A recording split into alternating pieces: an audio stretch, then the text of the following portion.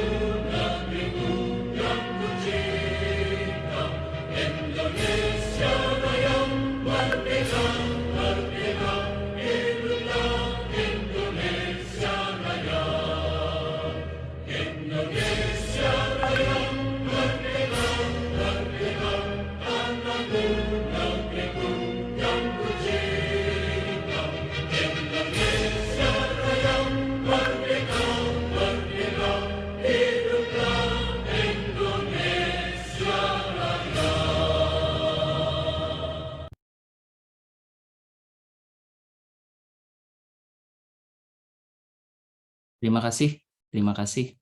Dan marilah kita beranjak ke acara yang inti, gitu, yaitu paparan atau diskusi bersama. Bapak Ibu yang kami hormati, untuk diskusi ini bersifat semi formal, jadi Bapak Ibu silahkan ngobrol-ngobrol buat yang kepo gitu ya, atau tertarik dengan sertifikat halal, karena memang sesuai dengan peraturan Presiden yang diturunkan dengan peraturan BPJPH, mengatakan bahwa tahun 2024 itu semua produk yang beredar di Republik Indonesia memiliki kewajiban untuk memiliki sertifikat halal.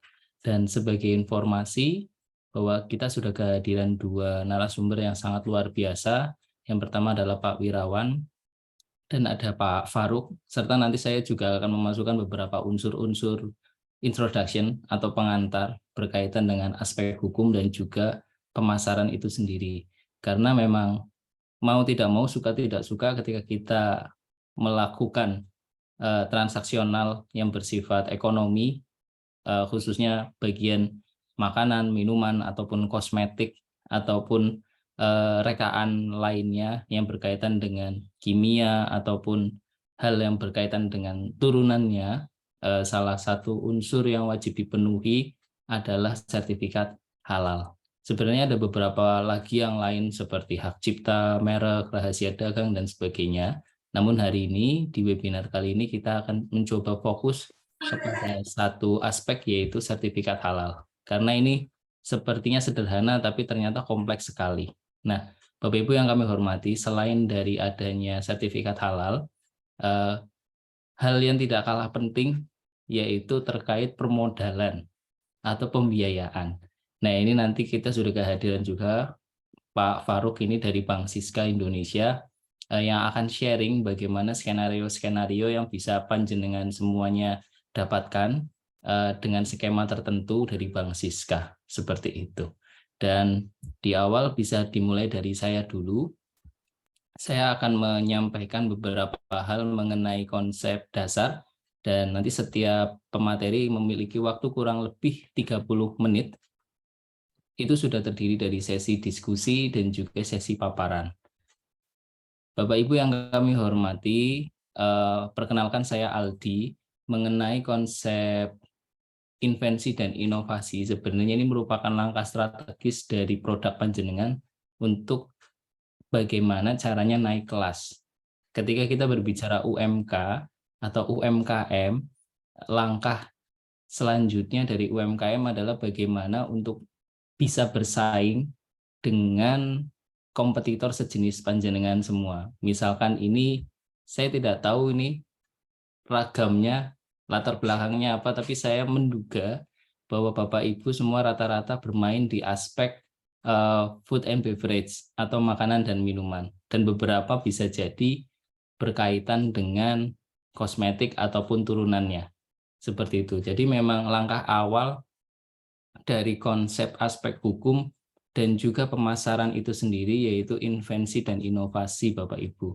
Nah, Bapak Ibu yang kami hormati, sebenarnya ada banyak sekali konsep dari research and development. R&D itu jangan hanya dipikirkan bahwa kita menyusun proposal yang kemudian proposal itu ditulis tebal, itu tidak, Bapak Ibu. Jadi panjenengan misalkan membuat suatu racikan ataupun suatu komposisi dan itu salah misalkan, kemudian panjenengan mendapati bahwa tahu salahnya di mana dan panjenengan memperbaiki kembali, itu adalah salah satu konsep R&D atau research and development. Jadi kemudian sampai dengan panjenengan mengatakan bahwa ini adalah produk saya yang siap untuk dijual di pasar. Entah itu pasarnya grocery seperti saya sebut merek, mohon maaf, Indomaret, Alfamart gitu misalkan, atau Suryamart gitu ya, atau Bintang, tempat-tempat yang memang memberikan kesempatan untuk produk panjenengan di display di situ, diperlihatkan atau ditampilkan. Nah, selain daripada itu, panjenengan biasanya juga melakukan konsep di mana jualan dengan Bapak Ibu, pemasaran. Dan ketika kita berbicara pemasaran, maka ada satu dua hal yang harus kita perhatikan juga, yaitu kompetitor yang melakukan duplikasi gitu. Dan selain dari duplikasi itu, panjenengan juga harapannya kan ya ini resep saya ini aman, seperti itu ya Bapak Ibu ya, resep saya diapresiasi oleh konsumen, yang mana panjenengan selaku produsen kan pengennya bisa mendapatkan nilai ekonomi tertinggi juga dari apa yang bisa Bapak Ibu jual. Kan seperti itu. Pengennya Bapak Ibu dapat keuntungan dan konsumen puas, kan harapannya seperti itu. Nah, beberapa aspek terkait invensi dan inovasi adalah bagaimana kita peduli terhadap produk kita, Bapak Ibu. Salah satu bentuk kepedulian adalah dengan mengangkat beberapa aspek hukum yang memang sudah ada regulasi di Republik Indonesia. Seperti apa satunya? Salah satunya sertifikat halal. Seperti itu. Jadi paradigma pembangunan saat ini sudah bergeser, Bapak Ibu yang kami hormati, mulai dari berbasis pada sumber daya, kemudian berbasis pada industrialisasi, kemudian kita berbicara mengenai konsep efisiensi yang berkaitan dengan hal itu, namun saat ini kita berbasis intelektual Bapak Ibu. Ya, tidak usah jauh-jauh kita melihat suatu sosok nggih. Anaknya presiden aja kan jualannya jualan pisang goreng sama martabak ya. Itu contoh sederhana yang mengangkat bahwa paradigma ekonomi itu bergeser dari adanya industrialisasi menjadi berbasis intelektual. Sekali lagi, anak presiden saja jualannya martabak dan pisang goreng. Seperti itu. Karena apa? Kalau kita berbicara hanya pisang goreng, saya rasa semua orang bisa. Ataupun ketika berbicara martabak, semua orang ketika tahu resepnya, itu bisa. Namun apa yang membuat berbeda, yaitu inovasinya Bapak Ibu. Dan juga aspek hukum serta aspek pemasarannya. Dan dari situlah sebenarnya nilai aset panjenengan itu bisa dikatakan unlimited itu sendiri, tergantung dari panjenengan melakukan suatu skenario untuk meningkatkan nilai produk panjenengan. Karena memang idealnya suatu produk pertama pasti memiliki perlindungan hukum, memiliki nilai bisnis, menciptakan penghasilan, dan harapannya ketika sudah ada 3 ini mendatangkan investor. Dan investor itu bisa dari eksternal, bisa dari hal yang lain atau pihak yang lain, atau panjenengan melakukan diskusi dengan penyandang dana. Nah, di sini tadi saya sudah menyampaikan bahwa ada satu institusi atau lembaga yang biasanya memberikan sandangan dana atau padanan dana, Bank Siska itu sendiri. Dan nanti Pak Wirawan bisa menyampaikan juga lebih detail mengenai ini sertifikat halal ini gimana sih? Terus Ponorogo ini punya nggak sih suatu lembaga yang menaungi itu? Karena kita bicara UMK di Ponorogo saja itu sudah sangat luar biasa banyak. Di IAIN, di lingkaran sekitarnya saja ya, radius kita sebut 1 kilometer itu sudah ada puluhan UMKM, belum di UNMO, belum ada di area kantor Bank Siska, belum di kantor-kantor yang memang memiliki pusat ekonomi. Jadi apalagi saat ini Ponorogo sedang berbenah untuk bagaimana kotanya lebih cantik lagi, membuat area Hos Cokro Aminoto lebih nyaman, membuat area alun-alun, dan dalam waktu dekat ini area Jalan Gajah Mada ya, itu juga akan di face off lagi. Jadi UMKM akan semakin tumbuh harapannya, kotanya semakin cantik, kotanya semakin nyaman untuk didatangi, UMKM semakin bertumbuh. Namun satu hal yang harus diperhatikan adalah perlindungan konsumen Bapak Ibu. Bapak Ibu kan jualan nih, makanan, minuman, kosmetik, rekaan yang bersifat kimia ataupun turunannya gitu ya. Bahan-bahan baku misalkan. Apapun itu yang panjenengan jual. Konsumen berhak dilindungi juga Bapak Ibu. Karena tidak nyaman juga panjenengan, misalkan saya memberikan contoh saja ilustrasi yang tidak merujuk kepada siapapun. Misalkan panjenengan jualan nasi goreng, kita sebut si Fulan atau si A, di area Jalan Baru atau Hos Cokro ataupun daerah-daerah Ponorogo. Kemudian ada klien datang atau konsumen datang, pesan nasi goreng, dan secara tidak sengaja misalkan ada rambut yang jatuh ke nasi goreng dan menjadi komposisi. Kita sebut komposisinya gitu ya, dan sampai dibungkus dan sampai di rumah konsumen membuka, loh kok ada rambutnya, kok ada misalkan nih batu kerikil yang kecil-kecil seperti itu ya, atau ada unsur-unsur lain yang sebenarnya itu tidak ada di komposisi resep panjenengan, misalkan seperti itu.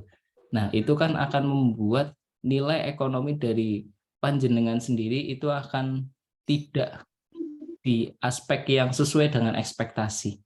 Nah, ketika panjenengan bisa melakukan perlindungan itu, maka panjenengan juga punya posisi tawar, yaitu apa? Harga yang lebih kompetitif. Gitu. Misalkan nih, panjenengan, karena kalau misalkan kita berbicara produk, misalkan aja kita jualan jambu saja Bapak Ibu. Ketika kita hanya langsung menjual jambu, mungkin ya hanya sekitar 2.000-3.000 rupiah satu buahnya. Tapi ketika panjenengan bersihkan, panjenengan kupas, dan panjenengan tempeli label halal, dan dikasih styrofoam misalkan, ataupun di tempat yang lebih bersih dan konsumen memastikan pelindungannya ada, harganya bisa mencapai 10.000 bahkan 11.000 satu itu. Belum misalkan nanti ditambahi dengan aspek rahasia dagangnya dan sebagainya, itu akan jauh lebih mahal lagi. Jadi Bapak Ibu yang kami hormati, bahwa konsep menilai dari kekayaan intelektual dari riset dan teknologi itu sangat diperlukan.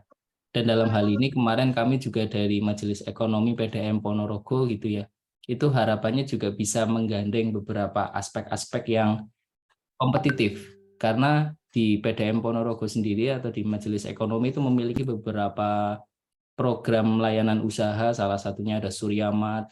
Dan apakah Suryamat tidak bergerak dalam UMKM? Pastinya bergerak Bapak Ibu. Karena memang kalau panjenengan melihat atau masuk ke Suryamat, produk-produk yang kami berikan jasa-jasanya atau produk-produk yang didisplay itu beberapa diantaranya adalah produk asli Kabupaten Ponorogo atau dari para pelaku usaha Kabupaten Ponorogo. Nah, dari situ kan kami pastinya harapannya memiliki sinergitas, standarisasi. Kalau misalkan air putih itu sudah ada halalnya, berarti ya air Ponorogo ya harapannya bisa bersaing. Atau misalkan nih selai pisang ataupun pisang goreng yang kayak keripik gitu loh Bapak Ibu, atau tempe goreng deh yang bisa awet sekitar 6 bulan ke depan gitu. Kalau Bapak Ibu beli yang produk-produk dari PT besar itu sudah ada halalnya, ya harapannya punya panjenengan juga ada. Jadi bisa bersaing gitu. Walaupun kita bicara lagi UMK.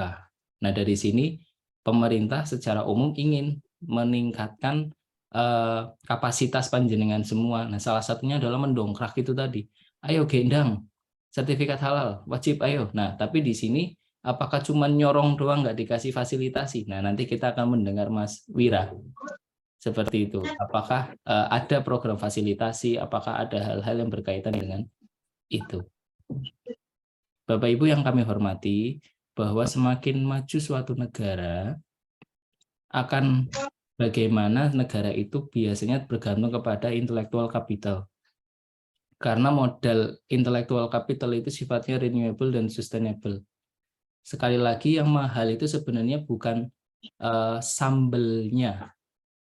Misalkan Bapak Ibu jualan sambal yang kemudian di packing gitu ya, yang di press kemudian dijual di warung-warung dan sebagainya. Sebenarnya bukan sambelnya, tapi apa komposisi di dalam sambal itu Bapak Ibu yang menjadikan punya panjenengan itu bisa bersaing misalkan dengan merek ABC atau dengan merek yang lain. Seperti itu. Nah, dalam aset itu sendiri sebenarnya akan menyadarkan siapa Bapak Ibu, kita semua, pembisnis, panjenengan semua, entrepreneur, wirausaha, untuk sadar bahwa kekayaan intelektual itu bukan hanya dalam hukum saja Bapak Ibu, dalam aspek hukum saja, namun bisa dimanfaatkan untuk meningkatkan pertumbuhan nilai ekonomi. Sekali lagi, bukan hanya ayam gorengnya saja, karena kalau bicara ayam goreng, ada KFC yang harganya satu porsi rata-rata 40.000, ada ayam goreng sepaket itu harganya yang 10.000.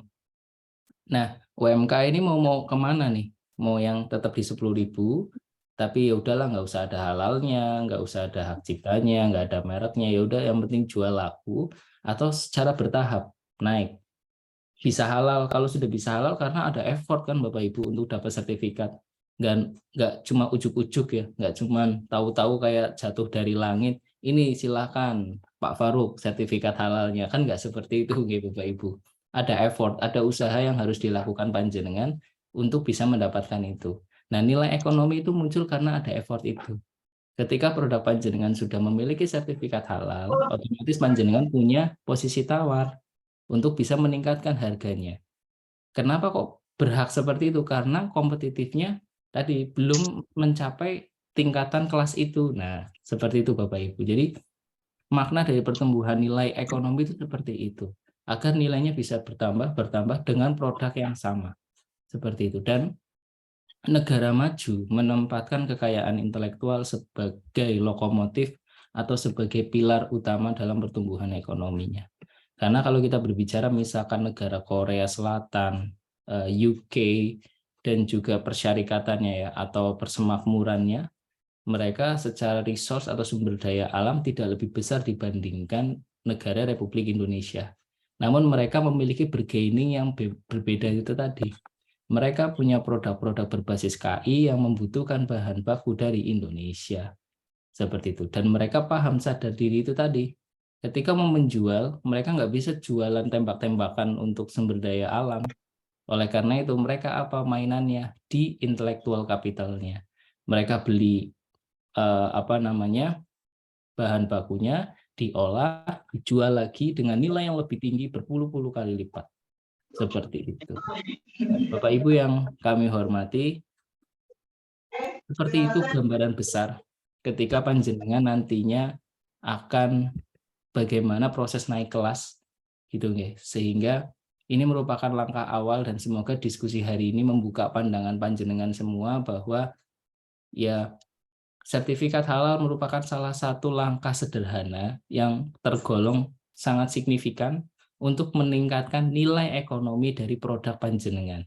Baik itu produk makanan, minuman, kosmetik, dan lain-lain yang setelah ini saya harap Bapak Ibu bisa lebih sharing lagi aktif, mungkin nanti ada tanya jawab, Pak saya punya produk apa, ini gimana. Nah ini setelah ini ada Pak Wirawan Fadli yang akan mencoba menyampaikan bagaimana nih ekosistem halal di Ponorogo, regulasi hukumnya seperti apa, apakah sudah ada layanan fasilitasi atau bagaimana, kita akan mencoba mendengarkan bersama. Dan kami persilahkan Pak Wirawan, Bapak Ya, terima aman? kasih. Oke, suaranya jelas sekali. Silakan Bapak. Sudah didengar ya suaranya.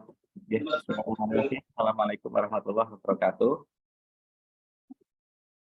Warahmatullahi wabarakatuh.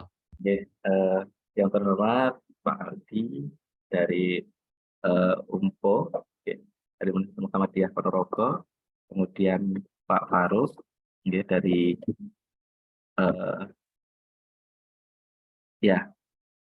ya dari ini Bangiska ya, ya, dan juga rekan-rekan semuanya terkait apa yang hari ini menghadiri acara terkait tentang halal ya, tentang bagaimana mengubah atau membuat ekosistem halal dalam dunia UMKM kan itu. Bapak Ibu semuanya, perkenalkan nama saya Wirawan Fadli, Bapak Ibu ya, saya dari Tadris IPA IAIN Ponorogo yang sekaligus juga salah satu dari damping dan juga pengurus Halal Center IAIN Ponorogo. Baik Bapak Ibu, mungkin sedikit saya share screen. Tadi saya sudah di ini ya Pak. Oh ya, sudah. Oke. Saya share screen dulu.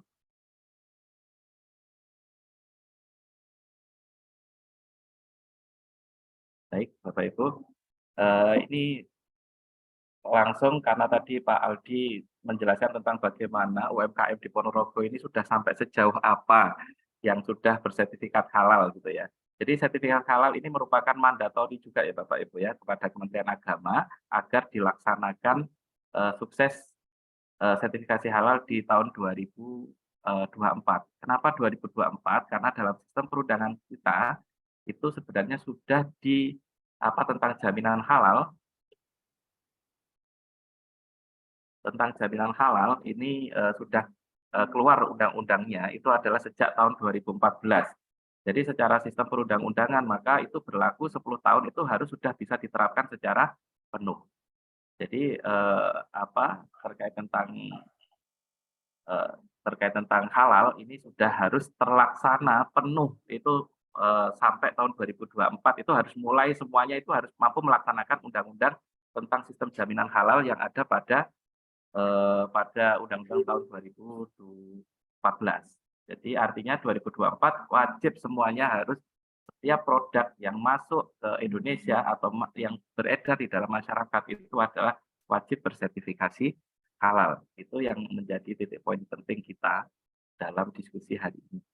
Kemudian yang kedua itu adalah adanya peralihan wewenang ya, yang semula itu adalah di MUI, itu sekarang dalam sistem jaminan halal itu adalah oleh BPJPH, Badan Penyelenggara Jaminan Halal, yaitu yang di bawah naungan Kementerian Agama. Jadi MUI itu tetap terlibat dalam sistem jaminan halal karena MUI adalah lembaga yang memfatwakan. Kalau dulu itu kan semua kegiatan ini MUI sampai yang terakhir mengeluarkan sertifikat halal itu adalah MUI yang prosesnya sampai pengeluaran sertifikat MUI. Kalau sekarang ini adalah dipegang oleh pemerintah dalam hal untuk pengeluaran sertifikasi halal yang dilaksanakan oleh Badan Penyelenggara Jaminan Produk Halal atau BPJPH Kementerian Agama Republik Indonesia. Jadi yang mengeluarkan sertifikat halal sekarang itu adalah pemerintah. Namun fatwa halalnya itu adalah dari MUI. Jadi tetap MUI itu mengeluarkan fatwa, jadi ditugaskan oleh pemerintah untuk mengeluarkan fatwanya. Jadi tetap fatwa halal atau haram itu semuanya ini adalah dari MUI-nya. Jadi setiap produk yang diajukan melalui sistem halal ya yang ditangani oleh pemerintah ini pasti terakhir itu adalah diuji atau diverifikasi oleh MUI. Gitu ya Bapak Ibu ya. Jadi perlu untuk ditekankan bahwa ini tetap ada peran MUI karena ketika MUI tidak mengeluarkan fatwa halal untuk produk tersebut, maka tidak diterbitkan sertifikat oleh Kementerian Agama melalui BPJPH. Adapun dasar-dasarnya banyak ya Bapak Ibu ya, dari Al-Qur'an itu ini ya ada, yaitu bahwa kita diwajibkan untuk makan makanan yang halal dan yang baik ya. Halal secara arti ya di sini sudah ada ya yang sesuatu yang diperbolehkan, diterima atau diizinkan dan legal ya. Kemudian kalau thayyib berarti baik dan aman untuk dikonsumsi. Tadi seperti yang disampaikan oleh Pak Aldi ya, jadi di dalam proses sistem halal ya Bapak Ibu ya, ini kita harus mampu melalui proses sertifikasi halal itu adalah kita harus mampu menjamin makanan yang kita sertifikasi halal itu harus satu layak untuk dikonsumsi. Jadi tidak beracun, tidak menyebabkan hal-hal yang membahayakan ya. Maka itu ini layak, maka itu bisa disertifikasi halal. Kemudian berikutnya adalah aman ya, aman untuk dikonsumsi manusia. Seperti yang dijelaskan tadi, mungkin ada rambut itu juga akan mempengaruhi ya Bapak Ibu ya. Itu juga akan mempengaruhi keamanannya. Atau mungkin ada staples itu ya. Jadi ketika proses produksinya itu menggunakan staples, tapi staples itu masuk ke makanan dan itu kalau ketelan itu kan juga bahaya, itu kan tidak aman juga. Maka itu secara proses produksinya itu juga dilakukan verifikasi atau validasi juga ya terkait tentang bagaimana proses produksi agar bahan tersebut menjadi aman gitu ya. Kemudian yang berikutnya adalah halal ya.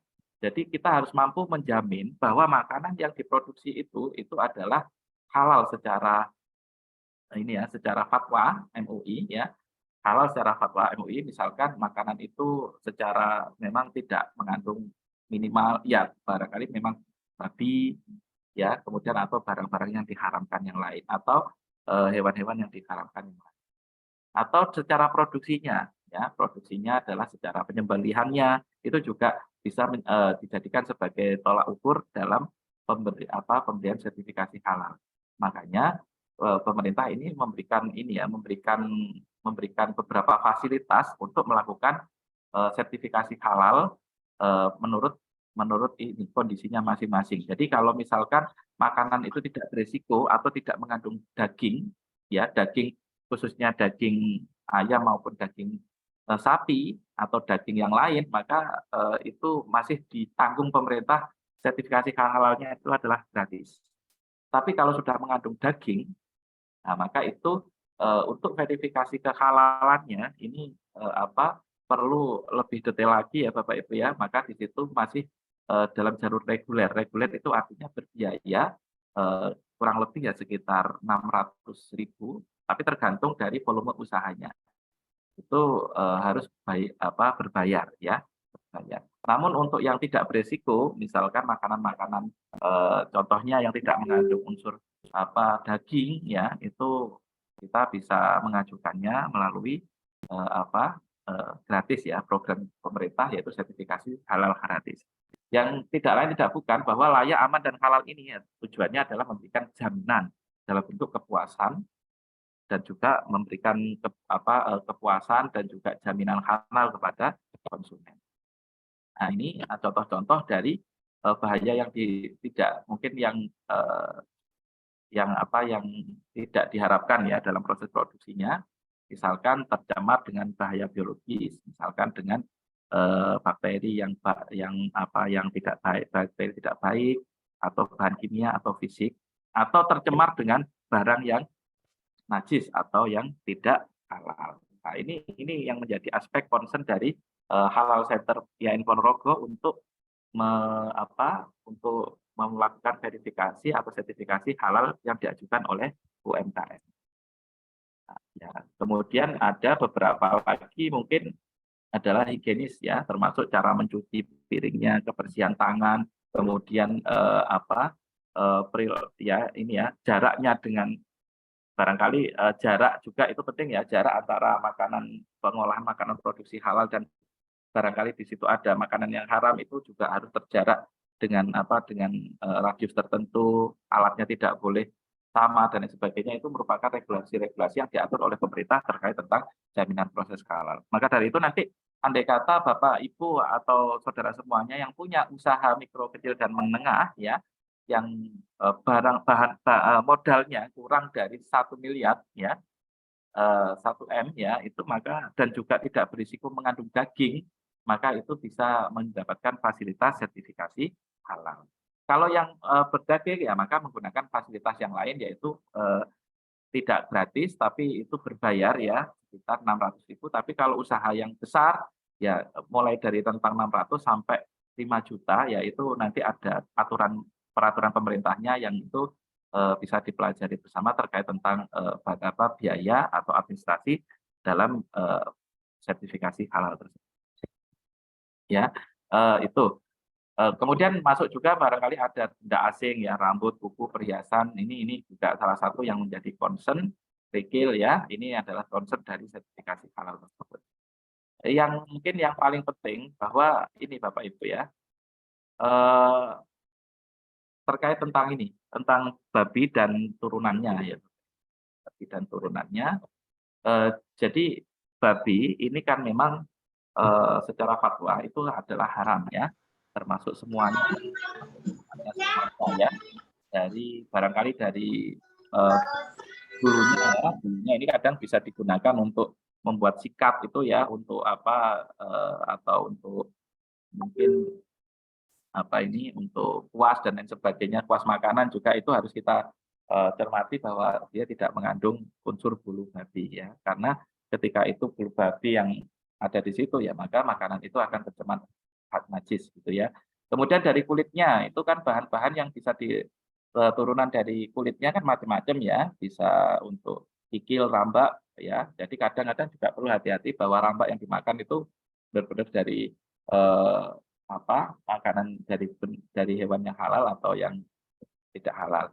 Kemudian kolagennya ya, kemudian ini bisa diturunkan jadi menjadi bahan kosmetik dan lain sebagainya. Jadi babi ini turunannya banyak Bapak Ibu yang bisa dimanfaatkan sebenarnya, tapi ini harus kita hindari agar produk kita tidak menjadi produk yang haram ya, karena sesuatu yang halal jika tercemar dengan najis atau barang haram itu akan menjadi haram.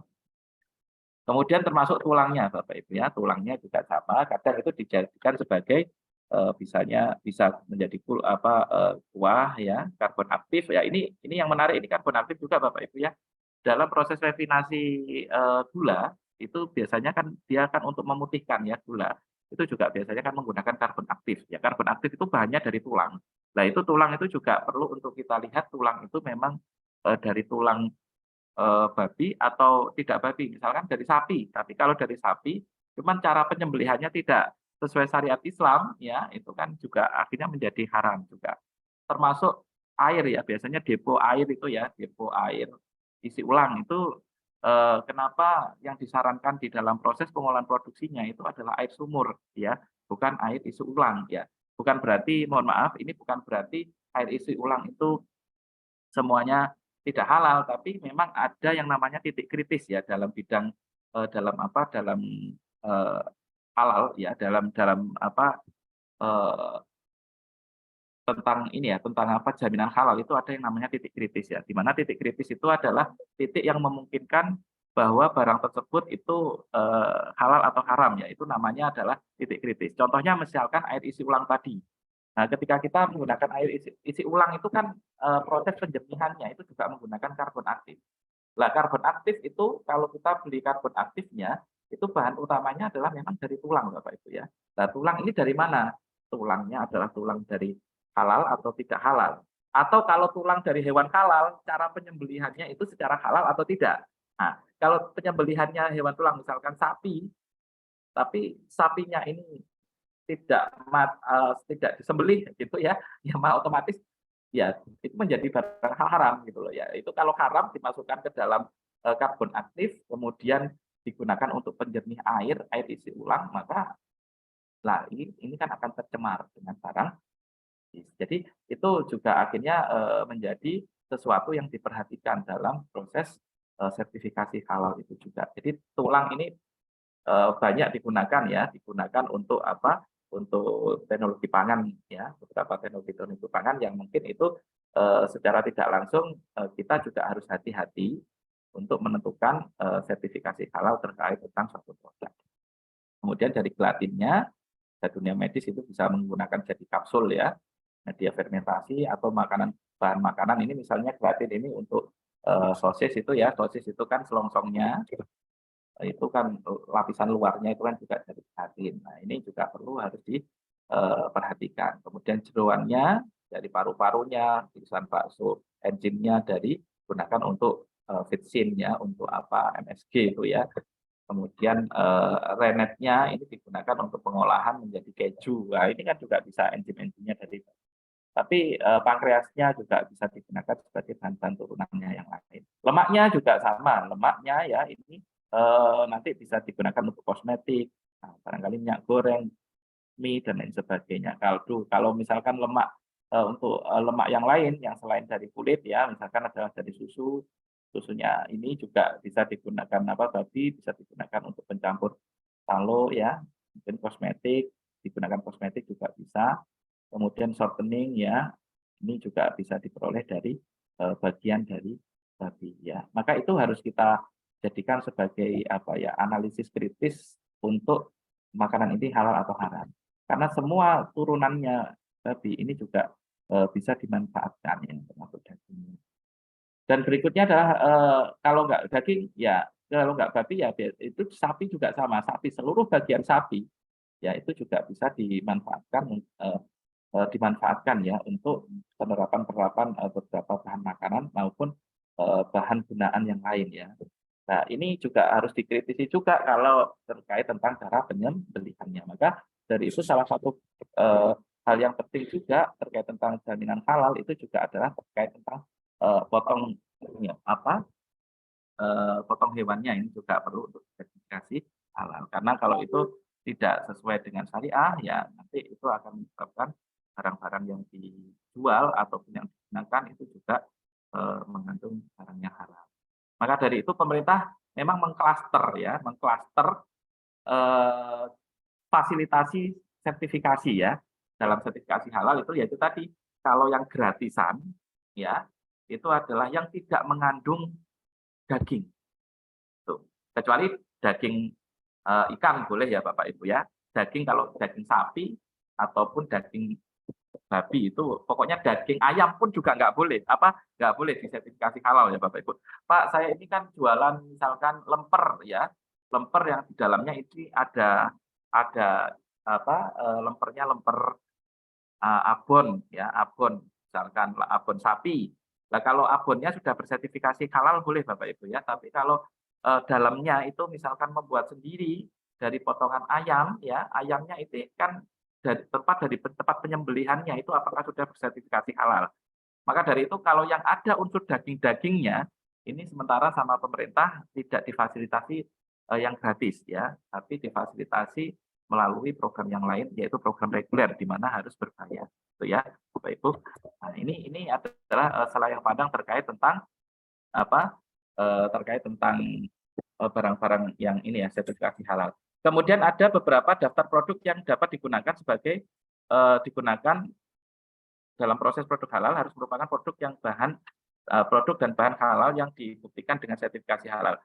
Kemudian adalah penentuannya adalah berasal dari alam berupa tumbuhan dan bahan tambang tanpa melalui proses pengolahan. Jadi kalau berasal dari alam, misalkan buah pisang atau mungkin beras, ya, nah itu kan dari alam semuanya dan tidak diolah, maka itu masuk ke dalam positive list. Maka dia dikatakan bahan yang halal, asalkan tidak berbahaya untuk manusia. Contohnya kalau misalkan beracun gitu ya dari alam tapi beracun, ya, nah itu yang nggak boleh. Tapi yang dari alam tapi yang tidak berisiko dan tanpa pengolahan itu eh, tidak perlu adanya sertifikasi halal.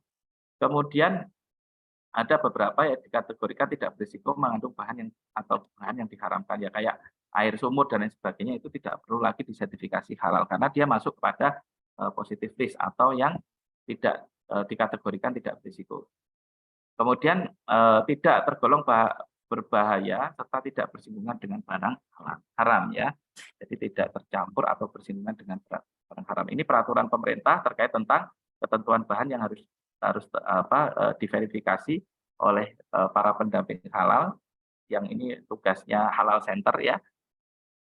Lembaganya Halal Center untuk benar-benar memastikan bahwa barang itu halal atau tidak berdasarkan pada hal tersebut. Kemudian peraturan Menteri Agama ini turunannya, ya turunannya. Ini terkait tentang peraturan perundang-undangannya, ya.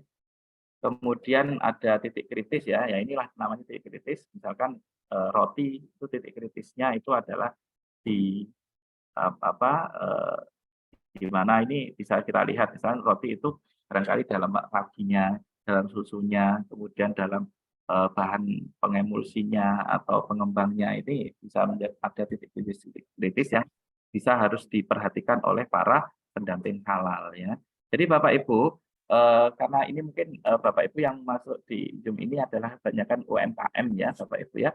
Maka kalau Bapak Ibu memerlukan untuk sertifikasi halal nanti bisa menghubungi Halal Center IAIN Ponorogo atau mungkin juga bisa nanti menghubungi kami ya, mungkin melalui Pak Aldi ya, nanti barangkali nanti juga bisa akan kita bantu untuk melakukan sertifikasi halal dengan catatan bahan tersebut tidak ini halal gratis ya Bapak Ibu ya, nanti akan kita proses untuk sertifikasi halalnya. Yang penting satu bukan tidak ada unsur daging ya dalam produknya.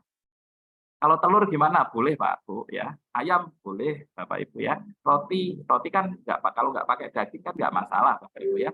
Itu bisa.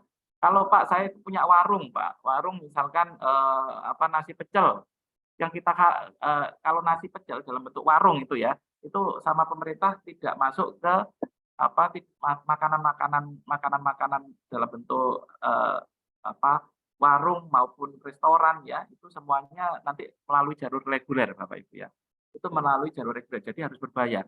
Tapi kita bisa membantu agar tetap bisa tersertifikasi halal, misalkan nasi pecel, Pak itu kan nggak ada dagingnya, nggak ada apa, tapi ada unsur nasinya, ini masuk kategori yang lain Bapak Ibu ya.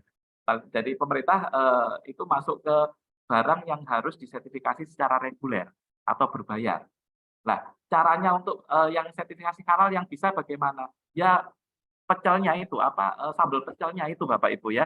Jadi Bapak Ibu nanti harus membuat nasi pecelnya itu dikemas ya, yang belum kasih air itu ya, dikemas kemudian itu disertifikasi halal boleh.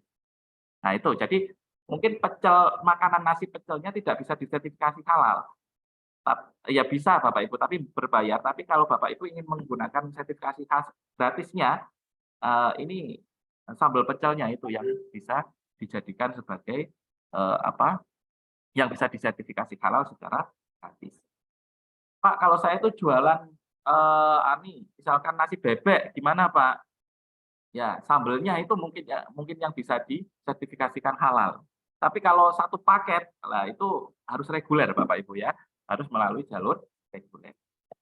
Mungkin itu yang terkait tentang gambaran tentang sertifikasi halal ya Bapak Ibu ya. Kemudian ini karena tadi Pak Aldi juga menjelaskan terkait ini Pak Aldi inovasi R&D ya, R&D dan juga mungkin R&D ya. Jadi dalam proses pembuatan makanan barangkali ini ada adik-adik mahasiswa yang punya keinginan untuk berwirausaha gitu ya Bapak adik-adik ya. Nah, maka itu kan untuk mengembangkan suatu produk inovasi makanan itu kan perlunya adanya inovasi ya, adanya inovasi. Kami dari IAIN Ponorogo, karena saya basicnya ini adalah di Tadris IPA, Bapak Ibu ya, ini juga kita juga meminta mahasiswa kita untuk berinovasi dalam pengolahan makanan. Nah, ini saya kebetulan ini baru selesai kemarin Pak Aldi ya. Baru selesai kemarin kita melakukan Science Expo ya terkait tentang inovasi makanan ya. Inovasi makanan yang yang barangkali itu sebagai proses R&D ya, R&D yang akhirnya kita expokan kemarin di Yanforgo dan baru selesai hari Kamis kemarin. Mungkin ini saya kasihkan cuplikan yang atau Bapak Ibu nanti kalau berkenan ya, ini silakan Bapak Ibu bisa masuk ke IG-nya Tadris IPA Bapak Ibu ya, terkait tentang informasi. Nah, ini ya. Nah, ini Bapak Ibu, ini IG-nya Tadris IPA. Ini kita kemarin melakukan expo ya, expo untuk inovasi makanan. Mungkin saya share aja nanti contohnya makanan-makanan hasil karya mahasiswa kita yang nanti harapan kami ya, setelah ini kan expo ini nanti expo ini ya dijadikan expo, habis itu nanti kita ajukan untuk sertifikasi halal. Jadi nanti semester 4, semester 7 itu kita minta mahasiswa kita untuk dalam perkuliahan kewirausahaan untuk di nomor induk berusaha diizinkan nomor induk berusahanya, kemudian kita ajukan untuk sertifikasi halal. Jadi harapannya adalah dari hasil ekspor tersebut itu nanti bisa bisa menjadi wirausaha yang bisa disertifikasikan halal. Bapak Ibu silakan semuanya juga bisa melihat ini ya, barangkali IG kami yaitu di IPA IAIN Ponorogo. Ini expo yang sudah kami lakukan terkait tentang beberapa inovasi pangan. Nah, ini Bapak Ibu ya, ini ada beberapa hasil inovasi makanan yang telah kami buat ya, yaitu misalnya kayak gini, nabung ya, yaitu nugget rebung fortifikasi daging ayam dan wortel. Lah karena ini ada daging ayamnya, lah ini kalau sertifikasi halalnya tidak bisa ya, atau ini secara reguler. Kemudian yang kedua adalah misalkan ini ya, brikoro, brownies, koro, jogrok. Nah, ini bisa ini karena ini berbahan dari makanan ya, berbahan dari koro ya. Koro ini kan dari tanah, dari bahan alam ya, yang tanpa pengolahan ya. Maka ini bisa disertifikasi halalkan secara gratis. Kemudian ada lagi misalkan Kubos yang terakhir ini ya, inovasi pangan cookies bonggol pisang. Nah, bonggol pisang ini karena dari bahan alam, ini bisa disertifikasikan halal, asalkan tidak mengandung risiko berbahaya untuk manusia. Kemudian ada lagi, misalkan dessert labu kuning, ya, ini bisa dimasukkan ke sertifikasi halal itu juga bisa karena bahannya adalah dari labu kuning. Kemudian ada lagi misalkan ini ada banyak ya, ini ada beberapa inovasi yang kami buat ya. Misalnya bontang ini boba kulit kentang. Lah ini kulit kentang ya. Ini karena kulit kentang itu kan bahannya juga dari alam, maka ini bisa diarahkan kepada sertifikasi halal. Bapak, adik-adik barangkali yang mahasiswa ya, nanti kalau memang ini ya ada informasi-informasi terkait itu atau dari kegiatan di jurusan kami ya, ini silakan nanti bisa ikuti ini ya Instagramnya Tadris IPA. Dan alhamdulillah kemarin pun dari inovasi halal tersebut itu kita mendapatkan beberapa kejuaraan di Jakarta, rangkaian medali ya, seperti ini Bapak Ibu ya, seperti ini expo seperti nutrisi pangan halal ya, ini kita mendapatkan, nah ini kita mengembangkan snack bar yang bahannya dari gude, kemarin ini mendapatkan juara 4 ya pada oase atau yang diadakan Kementerian Agama terkait tentang pangan halal.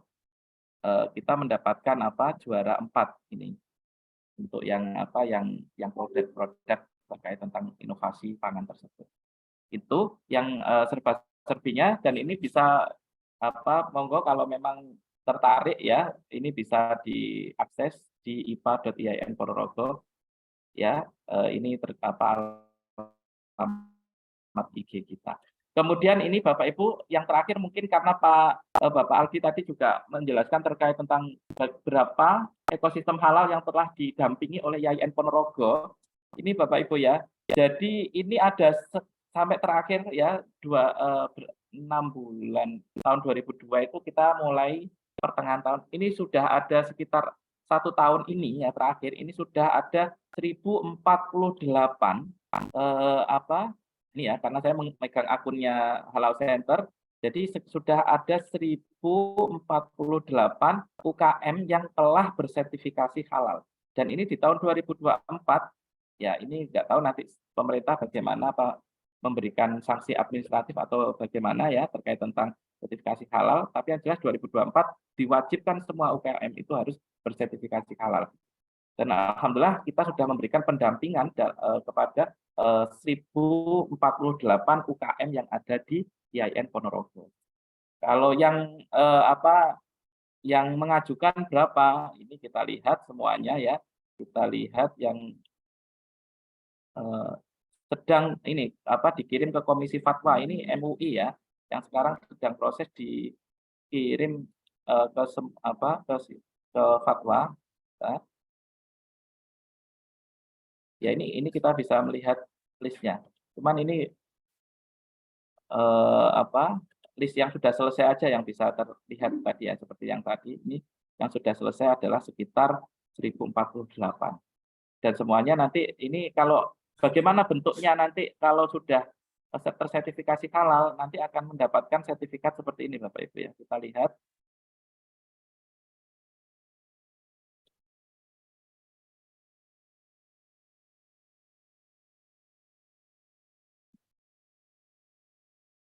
Ya, ini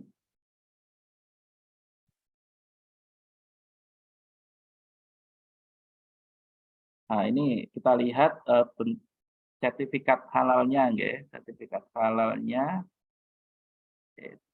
ID ini bidang fatwa.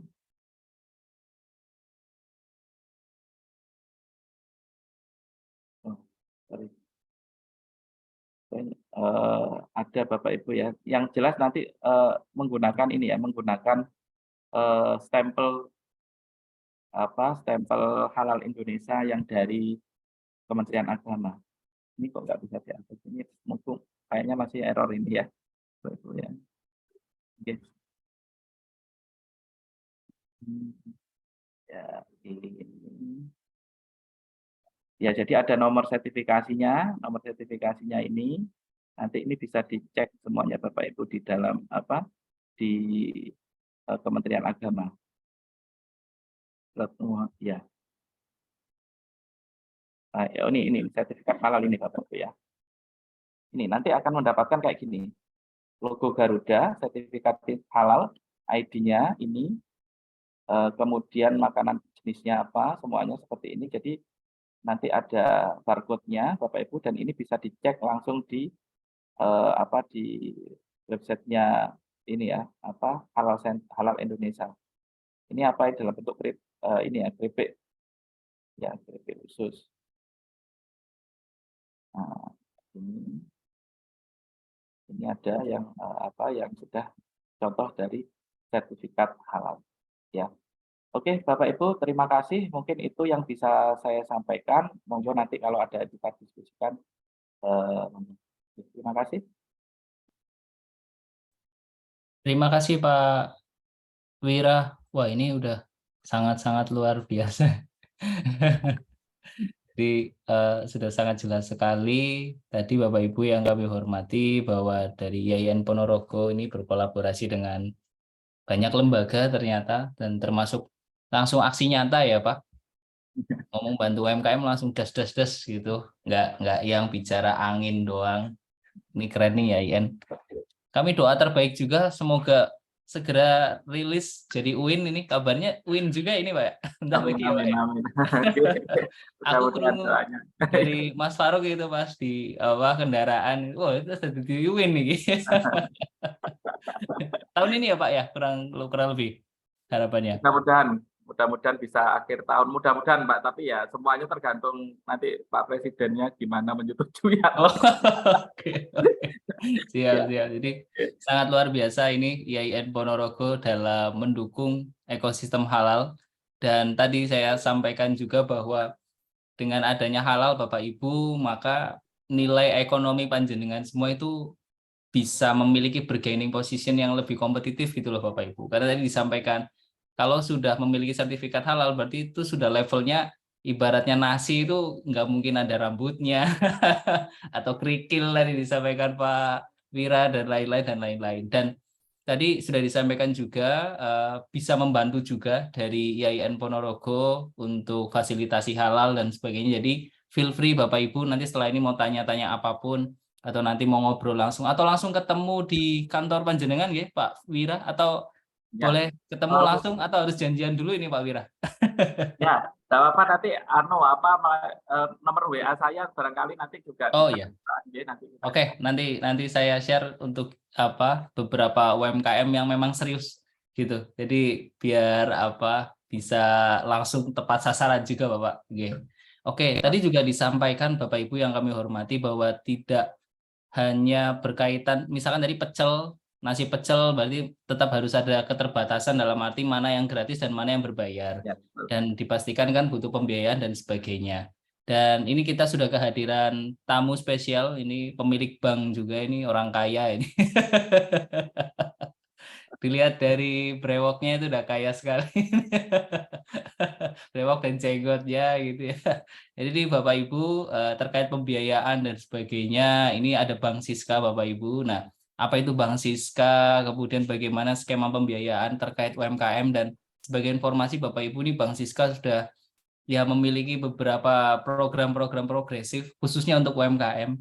Dan ini Pak Faruk ini halal ini termasuk salah satu percepatan, namun kita tahu lah Pak, pasti masalah klasik, biayanya dari mana, 600.000 sampai 5 juta lagi. Terus piye Pak, padahal di satu sisi ini harus wajib lah, tadi loh Pak Wira ngomong mandatori nih wajib. Terus UMKM bisa ngelak, saya nggak punya uang, nah ini priwe. Berarti perlu ada pihak ketiga yang dengan senang hati nyoh. Jadi kami persilakan Pak Faruk untuk menyampaikan gagasannya, wawasannya, dan mengenai Bank Siska terutama Bapak. Kami persilakan Pak Faruk. Terima kasih Mas Aldi dan Pak Wirawan. Salam kenal Pak Wir. Saya sebenarnya juga dari IAIN ini Pak Wir di Fakultas Ekonomi dan Bisnis Islam. Sekaligus saya diamanahi untuk mengelola atau mengurus ya Bank Siska Lazismu.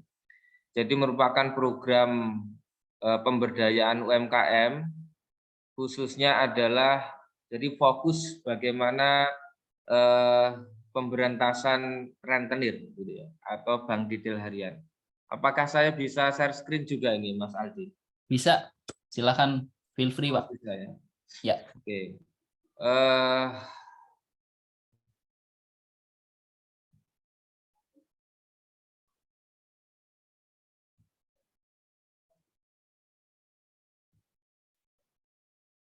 Ya, apakah sudah terlihat, Mas?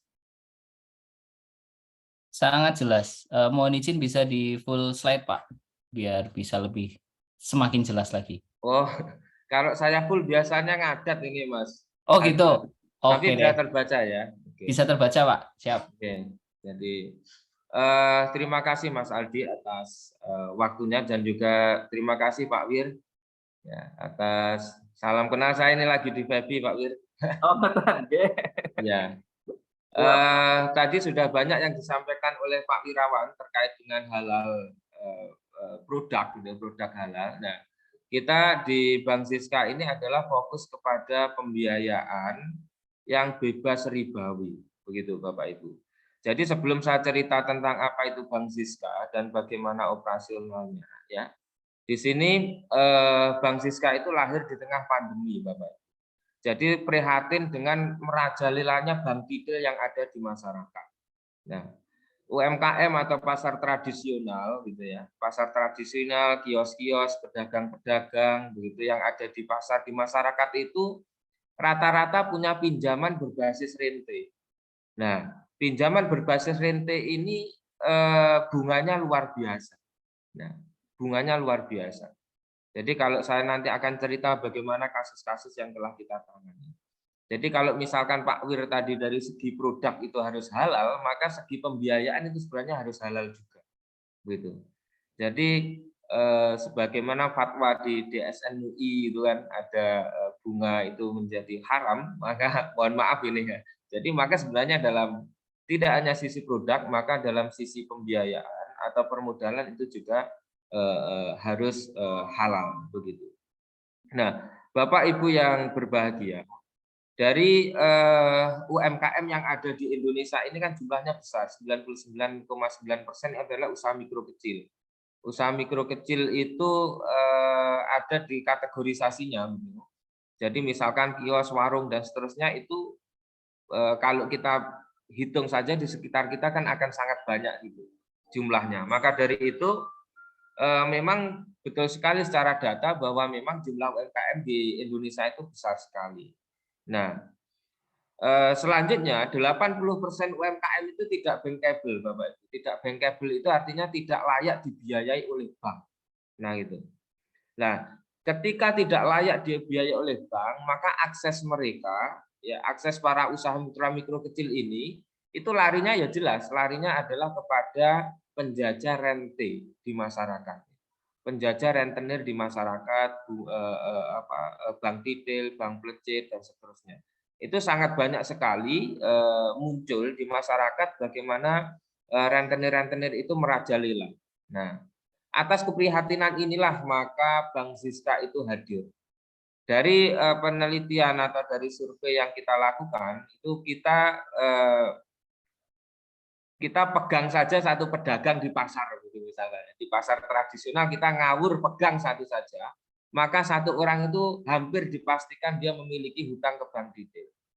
Nah, inilah yang menjadi keprihatinan bagi lazismu utamanya, pada akhirnya mendirikan Bank Siska ini. Nah, Bank Siska ini apa singkatannya adalah bantuan keuangan berbasis zakat, infak, sedekah, dan dana sosial keagamaan lainnya.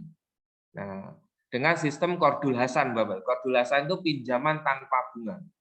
Dan resmi berdiri di Ponorogo tahun 2020. Jadi di tengah-tengah pandemi, di tengah-tengah bagaimana paparan UMKM itu banyak yang terkapar karena adanya pandemi, maka di tengah-tengah pandemi itulah Bank Siska lahir. Ya, tempatnya di Jabung, Ponorogo. Dan visi utamanya adalah membebaskan masyarakat kecil dari jeratan rentenir dan membuatnya menjadi berdaya. Nah, ini Bapak Ibu. Ini adalah sekilas tentang Bank Siska. Lalu bagaimana rentenir itu? Nah, seperti dalam gambar saya ini, Bapak Ibu. Nah, ini biasa yang terjadi di masyarakat begitu ya. Ada kertas yang dirobeki kecil-kecil itu, Pak. Ya, mungkin di sini ada barangkali ada yang telah tahu atau yang sama sekali belum tahu. Tetapi model pinjaman seperti ini sangat merajalela di masyarakat. Ya. Bank tidil ini biasanya disebut bank flat, bank pelecit, bank emo atau pelepas uang, Bapak Ibu. Dan ini masif di Indonesia. Ya. Di Indonesia hampir semua daerah itu ada bank tidil ini. Bahkan dari penelitian tadi saya sampaikan bahwa rata-rata satu pedagang itu ya, satu pedagang kecil di masyarakat itu terkena 2 pinjaman bank tidil, 1 atau 2. Itu menurut dari studi yang pernah saya lakukan. Nah, maka akibatnya apa Bapak Ibu? Akibatnya ketika mereka terkena bank tidil ini. Nah, ini contohnya Bapak Ibu, ini adalah kasus ekstrim yang pernah ditangani oleh Bank Siska dari binaan kami. Ya. Ada orang yang terkena atau terjerat bank detail itu 23, ya, 23 rentenir dalam 1 tahun. Karena pinjamannya jangka pendek, Bapak Ibu. Jadi 2 bulanan harus lunas, gitu ya.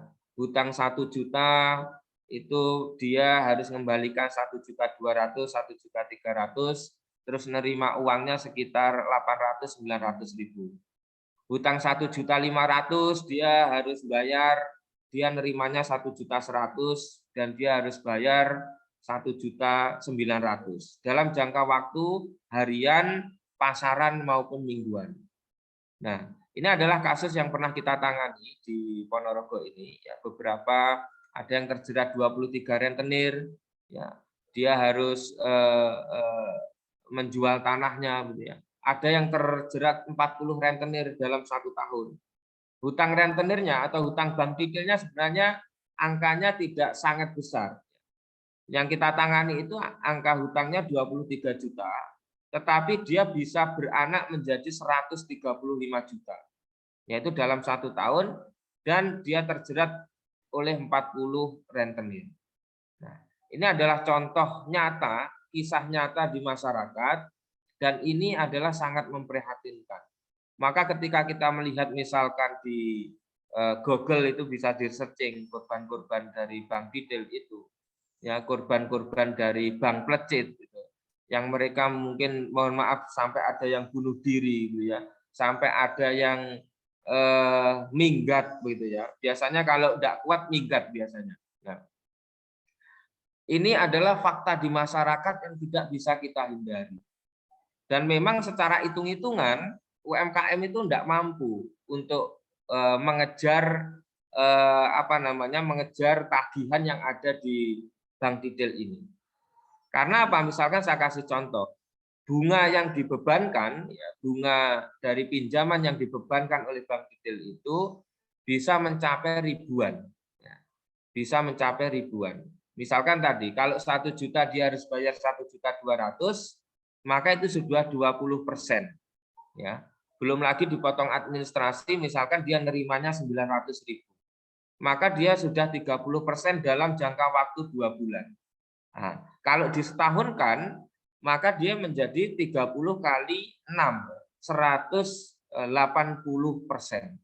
Nah, itu adalah sebuah hitung-hitungan yang tidak masuk akal, dan hampir dipastikan mereka yang terjerat di bank detail itu akan terus-menerus berhutang kepada dia.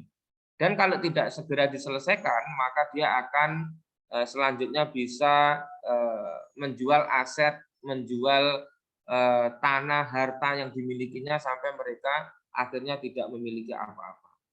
Nah, atas keprihatinan inilah sekali lagi bahwa Bank Siska ini lahir, gitu ya, lahir, dan saat ini telah tumbuh di 7 kabupaten kota di Ponorogo, di Jawa Timur, dan saat ini Bapak Ibu pusatnya ya di Ponorogo ini, Bapak Ibu. Nanti kalau pengen main-main itu bisa ke Jabung, gitu ya. Ada kantornya di sana, di Jabung sana, Bank Siska. Bantuan keuangan tadi ya berbasis zakat, infak, sedekah, dan sosial keagamaan, yang fokus bagaimana mendampingi para usaha ultra mikro kecil itu, bagaimana mereka itu kita edukasi, mbok jangan pinjam ke mereka yang berbunga tinggi begitu ya, rentenir, karena itu nanti pasti usahamu itu akan hancur begitu, usahamu pasti akan susah begitu. Nah, dan dalam rentenir itu bunganya tinggi tadi, ya, tidak sebanding dengan penghasilan kita. Nah, Bapak Ibu yang berbahagia, Bank Siska ini yaitu memberi pinjaman tentunya dengan beberapa persyaratan. Di antaranya adalah harus memiliki usaha mikro atau super mikro. Nah, harus memiliki usaha mikro atau super mikro gitu ya. Nah, terus berkomunitas, jadi ada majelis taklim, jamaah masjid, perkumpulan masyarakat, atau pedagang pasar, petani kecil, pengusaha kecil, peternak kecil, ya gitu. Itu adalah sasaran dari Bank Siska. Karena yang jelas mereka tidak mungkin mengakses ke bank, itu tidak mungkin, ya, karena pinjamannya kecil-kecil gitu. Dan pinjaman kita tidak besar, Bapak Ibu. Ya, karena kita memang fokus ke ultramikro, pinjaman kita ada mulai 300.000, 500.000, 1 juta, 1,5 juta, sampai maksimal di angka 2 juta. Nah, itu di angka 2 juta. Nah, jadi pinjaman ini adalah pinjaman yang apa namanya, yang lunak, yang ramah sekali kepada usaha mikro kecil. Karena apa? Karena sekali lagi tidak ada bunga, ya, tidak ada tambahan, tidak ada biaya administrasi, ya, tidak ada denda, gitu ya, dan cicilannya sangat murah, rata-rata 100.000 per bulan. Nah, gitu. Nah, maka memang konseptual Bank Zizka ini memang bagaimana dia bisa hadir dan bagaimana Bank Zizka ini menjadi solusi, ya, solusi usaha ultra mikro di masyarakat. Nah, yang ketiga itu adalah sedang terjerat atau berpotensi terjerat pinjaman rentenir, gitu Bapak Ibu. Jadi ketika mereka yang sudah punya pinjaman, aduh saya kok pengen ke Bank Zizka, maka bisa dengan asesmen atau penilaian dari kita tentunya. Terus yang kedua tadi, atau berpotensi, ya, daripada saya pinjam ke rentenir, saya tak pinjam ke Bank Zizka saja misalkan. Nah, yang selanjutnya adalah memiliki kemampuan mengembalikan dana pinjaman. Nah, itu. Nah, dari kami sederhana saja, ketika seseorang itu usaha, Bapak Ibu, usaha, dia seger waras, ya, punya dagangan ya dijual, punya warung ya setiap hari buka, tidak libur, maka insya Allah mereka mampu untuk mengembalikan pinjamannya, ya, gitu. Jadi dia syaratnya memang harus usaha. Kalau tidak usaha memang tidak bisa kita biayai. Maka usaha inilah yang nanti diharapkan untuk apa? Untuk bisa mengangsur dari pinjaman tersebut. Yang selanjutnya adalah ada rekomendasi dari pengurus Bank Zizka, ya, atau relawan Bank Zizka, karena kita punya banyak relawan di masyarakat karena berbasis modal sosial, atau dari tokoh masyarakat, atau dari ustadz atau imam masjid, atau pimpinan komunitas atau majelis taklim. Nah, terus yang keenam adalah bersedia menghadiri taklim dan pembinaan dari Bank Zizka. Jadi kita punya komunitas-komunitas Bapak Ibu. Kita misalkan punya komunitas di pasar tradisional Sawu, Ponorogo. Kita juga punya komunitas masjid di Jintab, Ponorogo. Kita juga punya komunitas di Melarak. Kita punya komunitas di Ngerayun. Nah, ada beberapa tempat yang telah menjadi sebaran dari Bank Zizka yang khusus di Ponorogo ini. Saat ini pembiayaan kita Bapak Ibu itu secara total itu sudah sejak tahun 2020 itu sudah 1 miliar lebih, ya, pembiayaan yang telah kita lakukan. Dan juga kita sudah 1000-an lebih UMKM yang telah kita dampingi, gitu ya. Nah, ini adalah syarat, ya. Jadi syarat ada kartu identitas diri, ya, ada KTP KK dan juga foto usaha. Nah, ini adalah syarat pinjaman di Bank Zizka ini. Yang selanjutnya, nah ini adalah sukses story Bapak Ibu, ya, sukses story atau kisah sukses, ya. Ini ada fotonya Pak Tumiran, ini salah satu mitra Bank Zizka kita. Ya, Pak Tumiran itu adalah pedagang bakso, ya, di Pasar Siman. Mungkin yang rumahnya dekat di Pasar Siman itu bisa nanti mampir di baksonya Pak Tumiran yang setiap hari sekarang sudah buka. Ya, dulu punya pinjaman rente sekitar 12, ya, 12 bank titil, ya. Jadi hasil jualannya itu habis untuk bayar bank titil, ya. Keluarga menjadi kurang harmonis, wajar, ya. Karena setiap penghasilannya habis untuk apa? Untuk nyicil bank titil harian. Ya, bisa dibayangkan. Ya, ada 12 penagih setiap hari, mungkin ada 2, 3, 4 yang nagih setiap hari. Ya. Maka pasti akan berat ini. Dulu usahanya sering tutup karena modalnya kurang, Bapak Ibu. Ya, modalnya kurang, sering tutup gitu ya.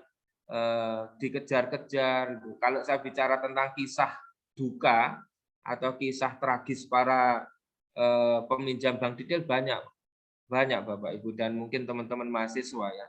Mungkin yang belum pernah masuk ke dunia itu akan sangat memprihatinkan bagaimana mereka berjibaku dalam bertarung melawan para rentenir ini, ya. Jadi ini contohnya ya. Setelah itu dibiayai oleh Bank Siska, Bapak Ibu. Ya, 4 kali. Pertama 300.000, ya. Terus 500.000, terus 500.000 lagi, terus yang terakhir 2.600.000 sekian.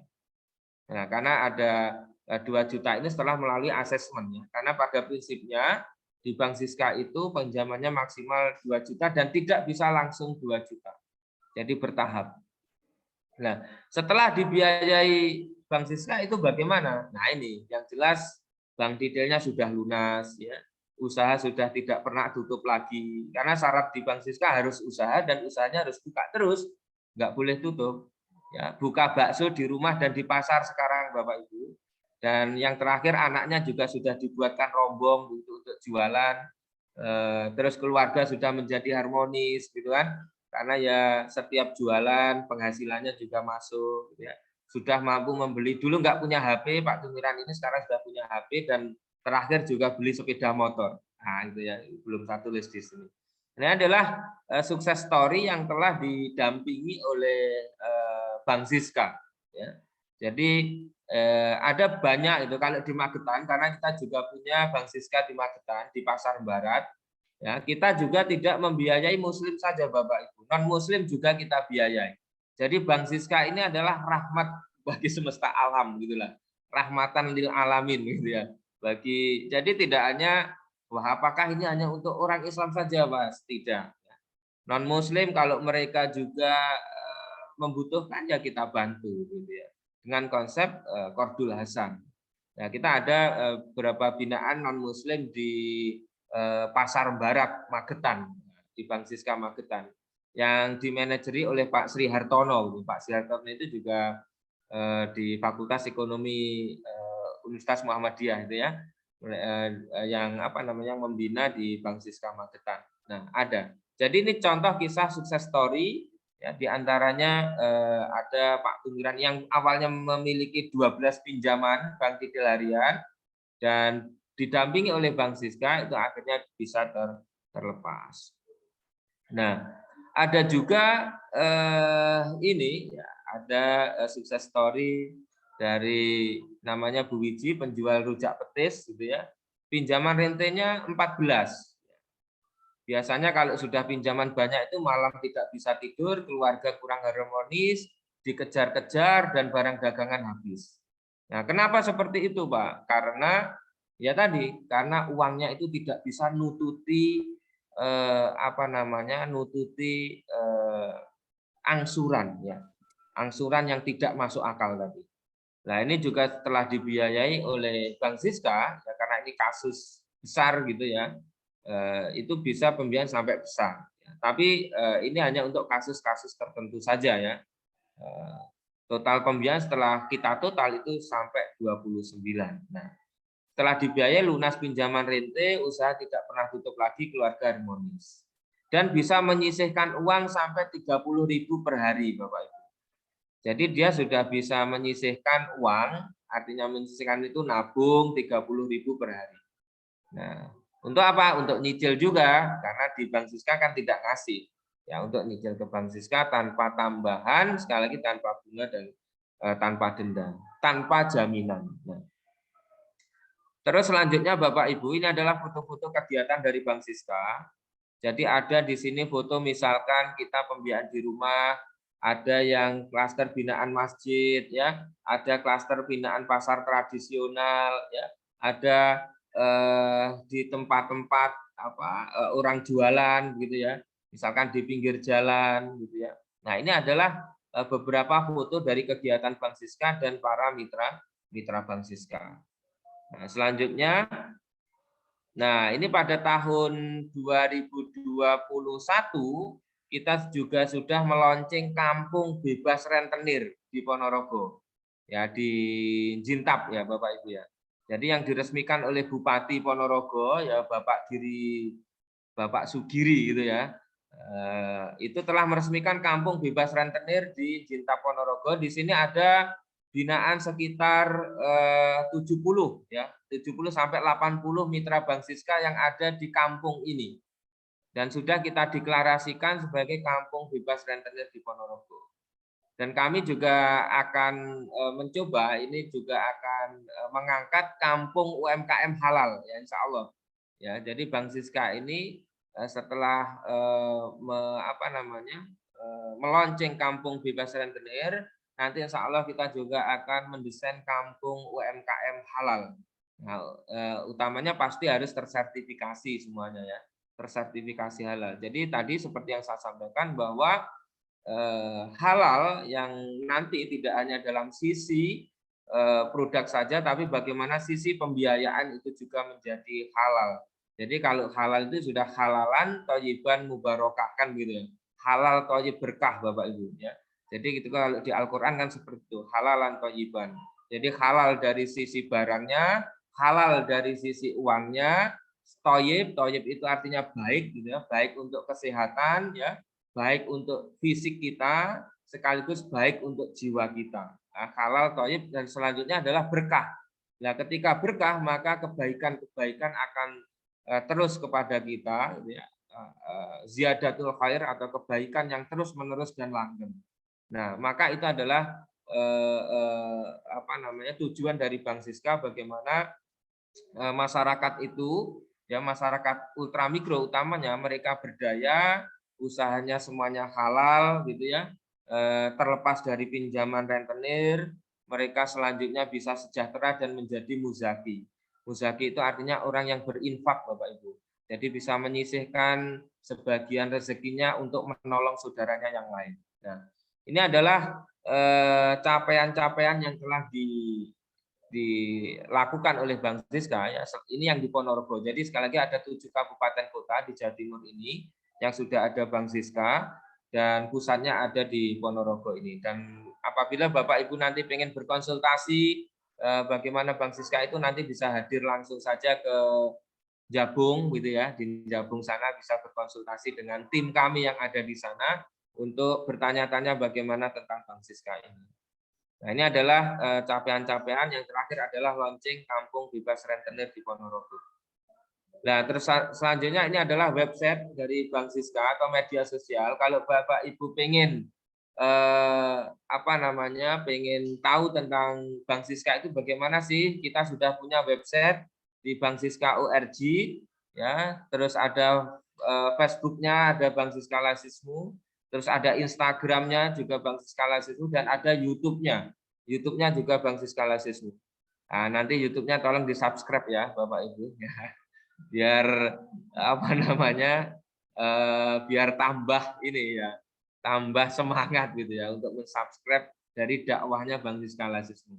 Yang didapatkan apa Bank Siska? Yang didapatkan ya keberkahan, begitu, didoakan saja oleh para mitranya. Karena kita sekali lagi tidak ada tambahan, tidak ada biaya, tidak ada denda, tidak ada jaminan gitu ya. Kertas kita yang sediakan, uang kita yang sediakan, syaratnya kalau utang ya dikembalikan. Nah itu ya, dikembalikan. Saya kira itu Mas Aldi apa yang saya paparkan. Nanti insya Allah kalau ada pertanyaan kita bisa langsung tanya jawab saja. Terima kasih. Assalamualaikum warahmatullahi wabarakatuh. Waalaikumsalam warahmatullahi wabarakatuh. Wah, ini luar biasa banget sih. Udah dosen, direktur bank. Amalannya tidak terputus, Mas. Amin. Ya, amin. Amin, amin, amin. Dan luar biasa. Tadi satu hal yang belum disampaikan. Gimana cara ngontak panjenengan? Atau ada timnya? Mungkin disampaikan juga, Mas. Kalau pengen ngontak saya sehari-hari di kampus. Iya. Kalau Senin sampai Jumat. Tapi kalau pengen langsung berkunjung ke Bank Siska bisa ke Jabung. Ya, bisa ke Jabung. Jalan apa mungkin disampaikan? Ya, itu perempatan Jabung, Jalan Raya Ponorogo Marak ya. Perempatan Jabung ke utara itu ada kantor besar di situ. Itu adalah kantor pusatnya Bank Siska Lasismu Jawa Timur. Langsung masuk ke sana, nanti ada yang akan mendampingi Bapak Ibu, bertanya apapun ada. Nah, kalau kontak person saya ada nanti saya share kalau ya, di buat share yang Mas Aldi ya. Itu kontak person saya. Jadi nanti bisa berkomunikasi via itu maupun langsung ke Bank Siska Lasismu Jawa Timur ya, yang ada di Jabung Ponorogo. Itu Mas Aldi. Ini apa jam kerjanya Bapak Jam yang kerjanya jam Bang Siska. 8 pagi sampai jam setengah 4 sore. Oke, Senin sampai Senin sampai Sabtu. Kalau Oke. Sabtu sampai jam 2. Oke. Di Senin Ya. sampai Sabtu jam 8 sampai setengah 4, untuk khusus hari Sabtu jam setengah 8 sampai jam 2. Gitu ya. Iya, betul. Oke, terima kasih. Ya, semoga tadi sudah disampaikan banyak hal yang saya juga nambah wawasan ini bagi saya pribadi, bahwa wah, rentenir ini memang sesuatu hal yang wah, ini wajib diberantas sih. Ya, secara hukum Islam juga sudah salah dan sebagainya. Dan alhamdulillah muncul di tengah-tengah pandemi juga, ini benar-benar kayak wah, ini ya benar-benar ya, karena itulah Muhammadiyah selalu masuk ke dalam unsur permasalahan masyarakat, tidak hanya di pendidikan dan kesehatan tapi juga di ekonomi dan sebagainya. Terima kasih Pak Wira dan juga Pak Faruk. Bapak Ibu yang kami hormati, kami persilahkan, ini masih ada waktu sekitar 5 menitan. Kalau misalkan ada pertanyaan ataupun ada statement tambahan ataupun apapun gitu, tadi sudah disampaikan secara jelas, ringkas, efisien terkait konsep halal. Terus di Ponorogo sudah ada Ponorogo Halal Center yang siap membantu panjenengan semua untuk fasilitasi halal. Biaya bingung, sudah ada Bang Siska juga yang tanpa bunga. Saya sedikit shock sih pertama. Di mana-mana proses bisnis itu perbankan pakai balas jasa dan imbal hasil loh Mas, bahasanya ya. Nah, ini tanpa bunga, tanpa imbal hasil. Jadi ini something unik banget, dan ya semoga ini bisa jadi jalan Bapak Ibu semua dari pertemuan kita hari ini gitu. Kami persilahkan jika ada yang ingin ditanyakan Bapak Ibu yang kami hormati. Ini ada sekitar tadi total 67 partisipan, Pak Faru dan Pak Wirawan. Karena ini juga berkaitan dengan program kemitraan kerjasama kami. Ini nanti setelah ini akan ada hal-hal untuk laporan dan sebagainya. Insya Allah bisa untuk kinerja kita juga sebagai dosen ini, Pak Faru, Pak Wirawan. Jadi aman. Ini kalau bahasanya ini serdos 1 semester ini sudah aman. Silakan Bapak Ibu yang kami hormati, jika ada pertanyaan. Semisalkan tidak ada, kami akan membacakan untuk kesimpulannya Bapak yang terkait dengan Pak Wira, bahwa ekosistem halal di Ponorogo dibuktikan dari lebih dari 1.000 UMKM di Kabupaten Ponorogo yang sudah dibantu oleh Halal Center dalam rangka percepatan untuk sertifikat halal di Kabupaten Ponorogo. Dan untuk Bang Siska, alhamdulillah ini menjadi salah satu pencerah juga, sang surya juga untuk para UMKM, khususnya berkaitan dengan pembiayaan berbasis ultramikro.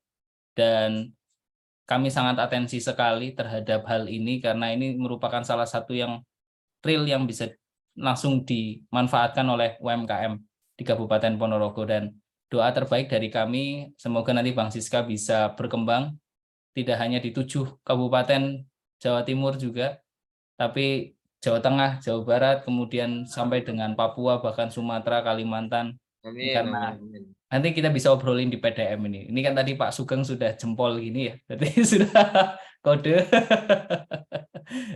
Untuk Pak Wira, terima kasih banget ini. Semoga nanti setelah ini akan ada UMKM baru yang ngontak panjenengan. Dan Ya. ini bahasa orang ekonomi yang ngelarisi dagangannya panjenengan. Siap. 1000 piro mau ke? Kurang 1100 kurang dikit. Nah, ini mungkin setelah ini akan ada yang ngontak. Sorry, kalau untuk ke kantor panjenengan nanti ketemu dengan panjenengan juga atau ke tim, atau kalau Pak Faruk tadi kan ketemu di tim di kantor pusat. Kalau panjenengan pripun Pak untuk yang Kalau ketemu center? saya nanti di jurusan Tadris IPA, Pak, di ini dekatnya yang di kampus 1 saya, di kampus 1 di Fakultas Tarbiyah lantai 2. Oh, oke. Siap.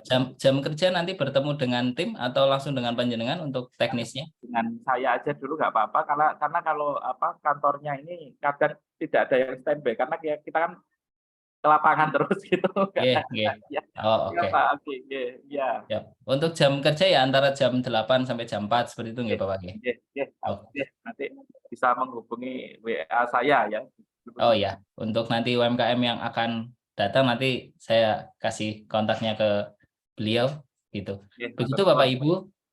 Jadi untuk yang fasilitasi halal dari Ponorogo Halal Center tadi sudah disampaikan, dan untuk yang Lasismu atau khususnya Bang Siska itu juga sudah disampaikan. Jadi silakan Bapak Ibu, semoga wawasan ini bisa menjadi batu loncatan awal untuk produk panjenengan lebih baik lagi dan bisa naik kelas.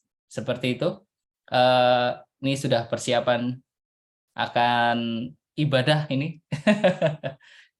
Terima kasih atas atensi Bapak Ibu semua yang masih bertahan ini sekitar 60-an lebih sesuai dengan ekspektasi.